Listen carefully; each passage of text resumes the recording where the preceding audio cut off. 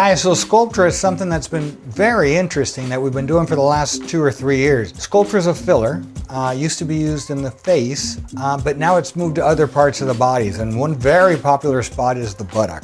Sculptra usually tends to last for about 2 years, but the issue with Sculptra, you mix it with a lot of water. So when you inject it, you're gonna lose all that water over the next 2 or 3 days, and so your buttock does come down in size, and then it rebuilds the collagen, but it takes a good month for that collagen to start to rebuild. So often, I'd say about 95, 98, almost 100% of the time, we gotta come back about a month later and add a little bit more. How many times will we need to come back? That's what's sometimes unknown. The great thing about it is, as you saw, the procedure is very, very quick. It's virtually painless.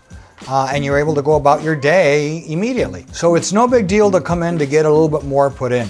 The issue is that Sculptra is expensive. So you try to put in the least amount that'll give you a result, and you want to build it up slowly so that you don't overspend on that. But it takes a good month to see your results from that injection that was done. And like I said, it lasts for about 2 years, and then supposedly it builds up the collagen so that every 2 years you don't have to put in as much. The beauty of Sculptra is that you do it at the bedside. There's no anesthesia, it's all local. It takes me 15, 20 minutes, no downtime. People go back out to the beach afterwards, so it's really awesome. Love Sculptra, but I only use it for people that don't have fat. So my #1 way of augmenting and reshaping the body and the buttock is using your own body fat. That's the liquid gold in plastic surgery.